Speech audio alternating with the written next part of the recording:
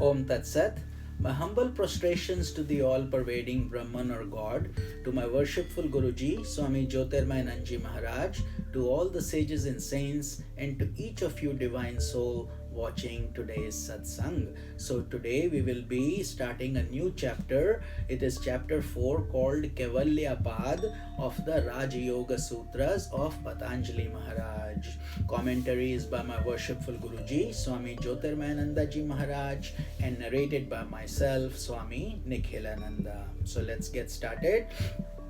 So Kaivalya means the ultimate self-realization, the goal that we are all striving for. This is the concluding chapter of Raja Yoga, dealing with the ultimate goal of the 8 limbs and the various disciplines associated with them. So by now, those who have been following each sutra religiously and with discipline, you probably have come a long way, where we have covered all the 8 steps of yamas, niyamas, prana, asanas, pranayam, pratyahar, dharana, dhyana, samadhi, 8 steps. And we also learned that the first 5 of yamas, niyamas, do's, don'ts, asanas, body poses, pranayam, proper breathing, pratyahara, restraint of senses, etc. are external. These are the external forms. And then we advance to the internal 3 limbs,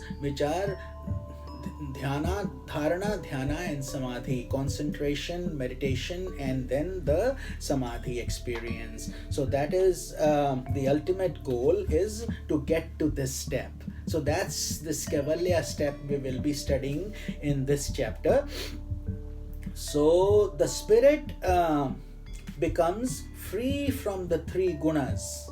See, the 3 gunas by now we know. Sattva is purity, and Rajas is activity or action, and Tamas is inertia or laziness. So the spirit becomes no longer, the spirit is bound by these 3 gunas. Prakriti frees such a yogi from its clutches, and the rest of us are continuing the cycle of birth and death.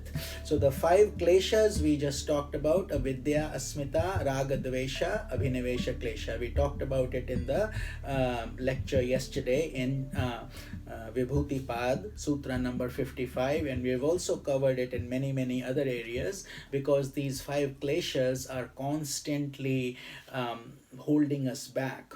Anger, greed, lust, all these are coming from raga, dvesha, and these 5 kleshas. The karmic involvements, are actions that we do through karmas. And in brief, the endless cycle of birth and death occasioned by ignorance or avidya. So that is what is happening in the initial stages. And then once we get to Kaivalya, we have learned how to control all these problems, or all these obstacles, if you will. The same goal is known by various names: Kaivalya or Nirvana, Mukti, Nishraya, Paramadhama or Apavarga, etc. They all mean the same thing: God realization, self-realization, etc. It has been explained that the practice of samyama, which is concentration, meditation, and samadhi, is the means of developing various types of siddhis or psychic powers. Those come as a byproduct of your penance. Though this is true, yogis endowed with the impressions of samyama from their past lives may seem to acquire siddhis by adopting apparently different means. So this is explained in the first sutra, which we will cover now. The sutra is Janma, Aushadhi, Mantra, Tapah, Samadhija, Siddhayaha. Again, Janma, Aushadhi, Mantra, Tapah, Samadhija, Siddhayaha. That means the psychic powers developed by taking recourse to birth, medical herbs, mystic formulas, austerity, or samadhi. So siddhis can also arise out of birth due to the practice that the yogi has done in his previous lives. Remember, we said every step we take towards this process is not wasted, it is accumulated. So if that yogi did not achieve Kaivalya or Nirvana in his previous births, he has certainly earned that wealth through his previous practice, and therefore he gets those siddhis much easily in this birth because he has already done the effort, and he comes with those mystic powers. Many sages were endowed with these mystic powers even in their childhood, and those were known as yoga bhrashtas, those people, the yogis who could not reach this higher state because of some distraction or some impediment or obstacle in their path. But by passing through the process of birth, their obstructive karma has been worn off, and therefore they began to manifest psychic powers from their very childhood.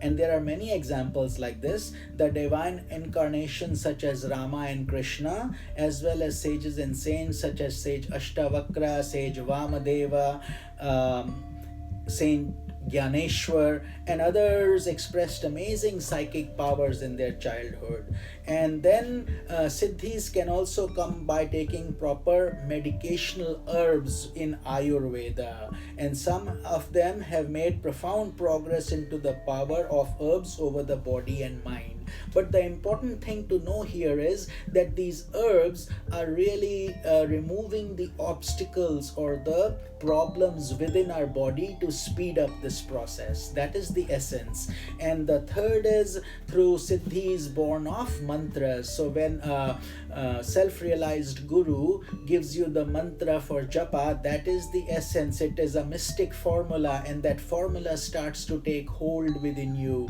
That also gives you a lot of growth and impetus for your onward success. And then it becomes a mantra siddhi. For example, if you chant Goddess Saraswati mantra, you get the blessing of good speech and powerful eloquence in your words, literary and poetic abilities, and spiritual wisdom. That comes from Goddess Saraswati. Similarly, Goddess Lakshmi, she endows us with the spiritual prosperity and all kinds of prosperity. And when we pray to Lord Shiva or we do the Mahamrityunjaya mantra, for example, we also get healing powers when we chant it with devotion and faith.